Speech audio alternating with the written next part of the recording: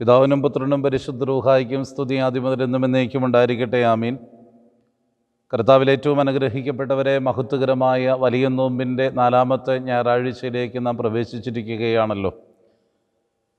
വിശുദ്ധ എവങ്കലിയൻ ഭാഗമായി ഈ ആഴ്ച നാം വായിക്കുന്നത് ശുദ്ധിയുള്ള മത്തായി എഴുതിയ സുവിശേഷം 15-ാം അധ്യായം 21 മുതൽ 31 വരെയുള്ള വേദഭാഗങ്ങളാണ്. ക്നാനാൻകാരിയായ ഒരു സ്ത്രീ യേശുവിൻ്റെ പിന്നാലെ തൻ്റെ മകളുടെ പിശാചുബാധയുടെ നടുവിൽ സൗഖ്യത്തിന് വേണ്ടി കർത്താവിൻ്റെ പിന്നാലെ കരഞ്ഞുകൊണ്ട് നടക്കുന്ന ഒരു കാഴ്ചയാണ് നമുക്കവിടെ കാണുവാൻ സാധിക്കുന്നത്. യേശുദമ്പുരാൻ്റെ പുറകെ ഈ ക്നാനാൻകാരിയായ സ്ത്രീ കരഞ്ഞുകൊണ്ട് തൻ്റെ മകളുടെ പിശാചുബാധയിൽ നിന്ന് അവളെ വീണ്ടെടുക്കേണ്ടതിന് വേണ്ടി വിശ്വാസത്തിൻ്റെ തീഷ്ണതയോടുകൂടെ കർത്താവിൻ്റെ പിന്നാലെ കടന്നു ചെല്ലുമ്പോൾ അവരുടെ നിലവിളി കേട്ടിട്ടും കർത്താവ് അവളെ ശ്രദ്ധിക്കാതെ കടന്നു പോകുന്നത് കണ്ടിട്ട് അപ്പോസ്തലന്മാർ യേശുദമ്പുരാനോട് ഇടപെട്ടിട്ട് പറയുകയാണ്, അവളെ പറഞ്ഞയക്കണം, എൻ്റെ പിന്നാലെ വരുന്ന അവളോട് അവളെ വിടണം എന്നാണ്. നമ്മുടെ പിന്നാലെ വന്ന് നിലവിളിക്കുന്ന ഇവളെ പിരിച്ചുവിടണമേ എന്ന് പറയുന്ന ഒരു സാഹചര്യത്തെ നമുക്കവിടെ കാണാൻ സാധികമായി തീരുകയാണ്. എന്നാൽ യേശുദമ്പുരാൻ അതിന് മറുപടി പറയുന്ന, ഇസ്രയേൽ കുലത്തിൽ നിന്ന് നഷ്ടപ്പെട്ടു പോയ ആടുകളുടെ അടുക്കലേക്കാണ് ഞാൻ അയക്കപ്പെട്ടിട്ടുള്ളത്. തൻ്റെ ദൗത്യം എന്ന് പറയുന്നത് ഇസ്രയേൽ കുലത്തിൽ നിന്ന് നഷ്ടപ്പെട്ടു പോയ ആടുകളെ കണ്ടെത്തുവാനും അവരുടെ അടുക്കലേക്കുമാണ്. ഞാൻ ക്നാനാൻകാരിയായ സ്ത്രീയുടെ മകളുടെ സൗഖ്യമാക്കേണ്ട കാര്യമില്ല എന്ന് കർത്താവ് പറയുന്ന ഒരു സന്ദർഭം. വീണ്ടും അവൾ കർത്താവിൻ്റെ പിന്നാലെ തന്നെ എന്നെ സഹായിക്കണമേ എന്ന് പറഞ്ഞുകൊണ്ട് നടക്കുന്ന ഒരു കാഴ്ച.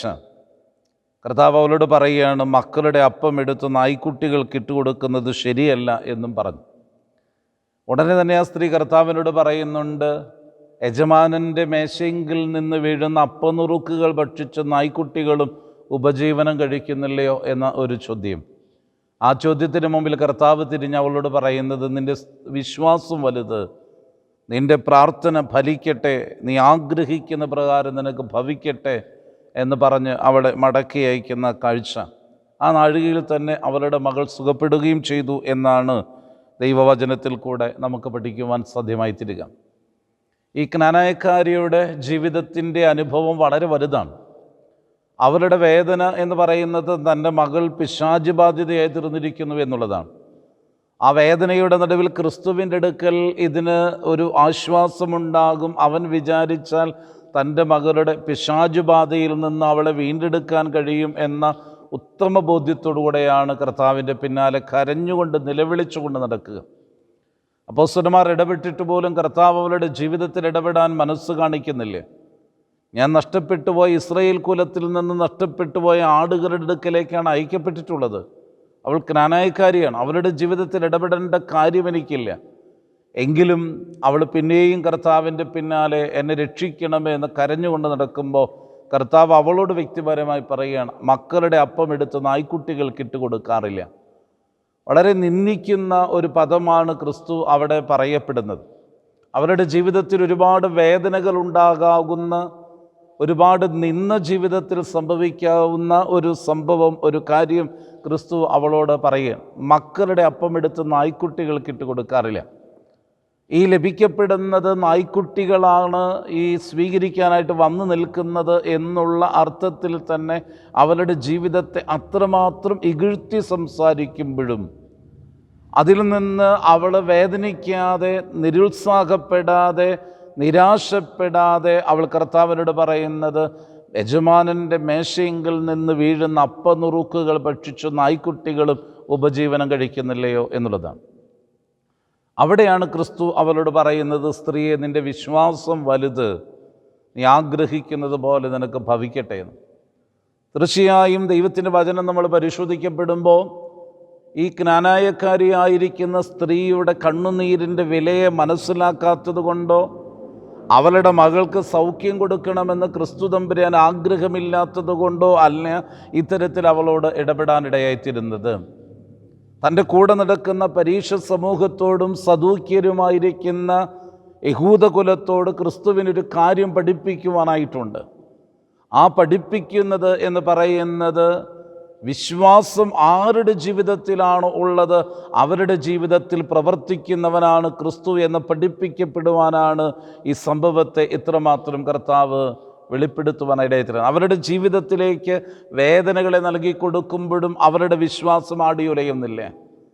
അവളെ നിരുത്സാഹപ്പെടുത്തുമ്പോഴും അവരുടെ വിശ്വാസം ആടിയുലയുന്നില്ല.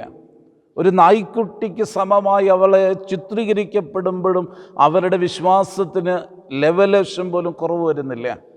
അവർ പറയും, ഞാൻ നായ്ക്കുട്ടിയാണ്, സമ്മതിച്ചു, ഞാൻ നായ്ക്കുട്ടിയാണെന്നുള്ളത് ഞാൻ അംഗീകരിച്ചു.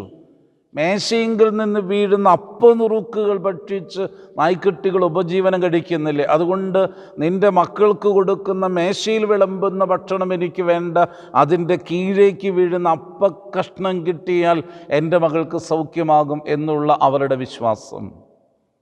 എനിക്ക് ഈ അപ്പത്തിൻ്റെ അനുഭവമൊന്നും വേണ്ട, അപ്പനുറുക്കുകൾ മേശയെങ്കിൽ നിന്ന് വീഴുന്ന പൊടിക്കഷ്ണം കിട്ടിയാൽ മതി നായ്ക്കുട്ടികളുടെ ഉപജീവനം കഴിക്കാൻ എന്നാണ് അവൾ പറയുന്നത്. അപ്പോൾ അവരുടെ വിശ്വാസം എത്രമാത്രം വലുതായിരുന്നു എന്ന് യഹൂദകുലത്തെ പഠിപ്പിക്കാൻ ക്രിസ്തു ചെയ്ത ഒരു മാർഗമായിട്ട് തന്നെ നമുക്കിതിനെ കാണാൻ സാധിക്കും. ഇന്നത്തെ നമ്മുടെ ജീവിതവുമായി നമുക്ക് താരതമ്യ പഠനം നടത്തി നോക്കുമ്പോൾ അനേക ക്നാനായക്കാരിയായിരിക്കുന്ന സ്ത്രീകളെപ്പോലെ അനേക അക്രൈസ്തവർ ക്രിസ്തുവിലുള്ള വിശ്വാസത്തിൻ്റെ തീഷ്ണതയിലേക്ക് കടന്നു വന്ന് ക്രിസ്തുവിൽ നിന്ന് അപ്പനുറുക്കുകൾ ഭക്ഷിച്ച് തൃപ്തരായി സന്തോഷത്തോടെ സമാധാനത്തോടെ ദൈവീകമായ കരുണകളെ പ്രാപിച്ച് ജീവിക്കപ്പെടുമ്പോൾ ക്രിസ്ത്യാനികളെന്ന് പറയുന്ന ദൈവമക്കളെന്ന് പറയുന്ന സുറിയാനിക്കാരെന്ന് അവകാശപ്പെടുന്ന നമ്മുടെ ജീവിതത്തിൽ നമ്മുടെ വിശ്വാസം ഇന്ന് എവിടെയാണെന്ന് ഞാൻ നിങ്ങൾ പരിശോധിക്കപ്പെടേണ്ട ദിവസമാണ്.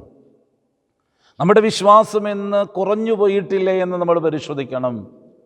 നമ്മുടെ ദേവാലയത്തിൽ പോക്കും നമ്മുടെ പ്രാർത്ഥനകളും നമ്മുടെ ഉപവാസങ്ങളും നമ്മുടെ നമസ്കാരങ്ങളും നമ്മുടെ നോമ്പുകളും ഇന്ന് എവിടെയാണ് എത്തി നിൽക്കുക? നമ്മുടെ പിതാക്കന്മാർ നോമ്പനുഷ്ഠിച്ചതുപോലെ നോമ്പനുഷ്ഠിക്കാൻ നമുക്കിന്ന് കഴിയുന്നുണ്ടോ? നമ്മുടെ പിതാക്കന്മാർ കുമ്പിട്ട് നമസ്കരിച്ചതുപോലെ നമുക്കിന്ന് കുമ്പിട്ട് നമസ്കരിക്കാൻ കഴിയുന്നുണ്ടോ? നമ്മുടെ പിതാക്കന്മാർ ആരാധിച്ചതുപോലെ ഇന്ന് ആരാധിക്കാൻ നമുക്ക് കഴിയുന്നുണ്ടോ? ജീവിതത്തിൻ്റെ വേദനകളിലും പ്രയാസങ്ങളിലും ഞെരുക്കങ്ങളിലും വിശ്വാസം കൈവിടാതെ ക്രിസ്തുവിലുള്ള അടിയുറച്ച വിശ്വാസത്തിൽ നിന്നുകൊണ്ട് ദൈവത്തോട് പ്രാർത്ഥിച്ച പിതാക്കന്മാരുടെ മക്കളായിരിക്കുന്ന ഞാനും നിങ്ങളും വിശ്വാസത്തിൽ നിന്ന് അകന്നു പോകുന്ന കാഴ്ചയാണ് ഇന്ന് നമുക്ക് കാണാൻ സാധിക്കുക. അവിടെയാണ് ഈ കനാനായക്കാരുടെ ജീവിതം നമ്മുടെ മുമ്പിൽ മാതൃകയായി കർത്താവ് വരച്ച് കാണിച്ചു തരിക.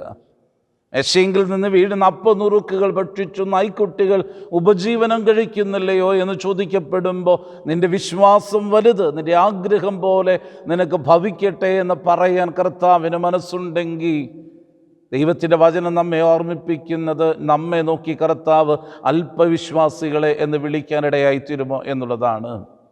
അതുകൊണ്ട് അനുഗ്രഹിക്കപ്പെട്ടവരെ വിശ്വാസത്തോടുകൂടെ ദൈവസന്നിധിയിൽ നിലവിളിക്കുന്ന അനുഭവങ്ങളെ നമുക്കുണ്ടാകുമ്പോൾ നമ്മുടെ ജീവിതത്തിൻ്റെ പ്രാർത്ഥനകൾക്ക് കർത്താവ് മറുപടി നൽകും.